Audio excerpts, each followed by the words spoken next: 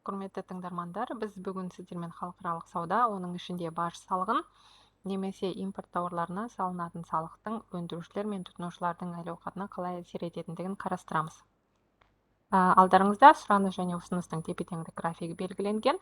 Ішкі нарықта сұраныс пен ұсыныстың қиылысуы ішкі бағаны береді. Айталық, әлемдік баға ішкі нарықпен салыстырғанда әлдеқайда арзан деп есептейді. Және біз оны сары көлденең түспен белгілейміз, және ағылшын тіліндегі World Price сөзінің бастапқы әріптерімен PW деп белгілейміз. Бастапқы арзан әлемдік бағамен ішкі өндірушілер аз өнім көлемін өндіріп ұсынуға дайын. Біз оны QS, Quantity Supply сөзінің бастапқы әріптерімен белгілейміз. Арзан бағамен тұтынушылар осы өнімге көбірек сұраныс білдіреді, және біз оны Quantity Demand сөзінің бастапқы әріптері QD деп белгілейміз. Сұраныс және ұсыныс көлемі арасындағы тауарды біз сырттан импорт ретінде сатып алатын боламыз.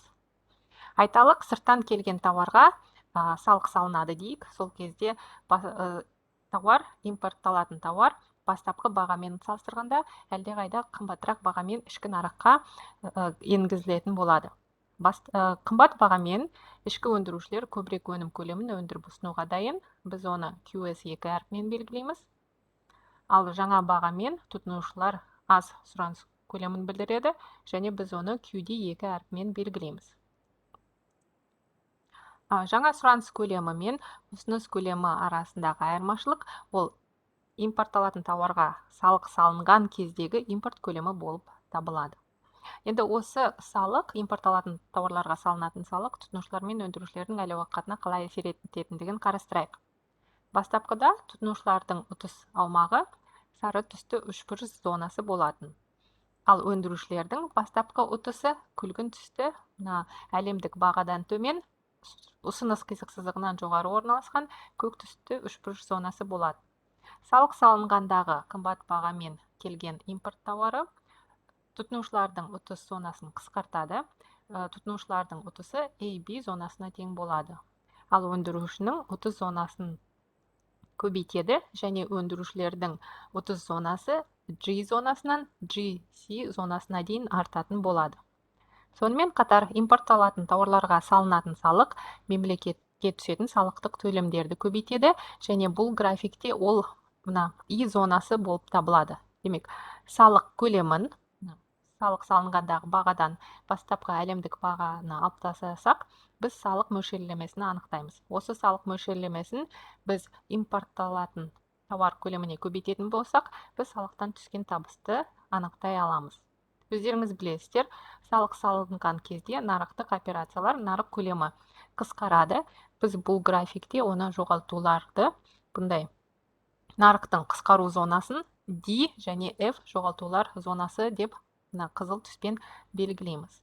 Енді аталған өзгерістерді біз кесте ретінде толтыратын болсақ, салықсыз экономикада бастапқыда тұтынушылар ұтысы A, B, C, D, E, F зонасына тең болған. Графикте A, B, C, D, E, F бастапқы үшбұрыш зонасы болған. Салық салынғаннан кейін тұтынушы ұтысы A, B зонасына дейін қысқарады, және C, D, E, F зоналарынан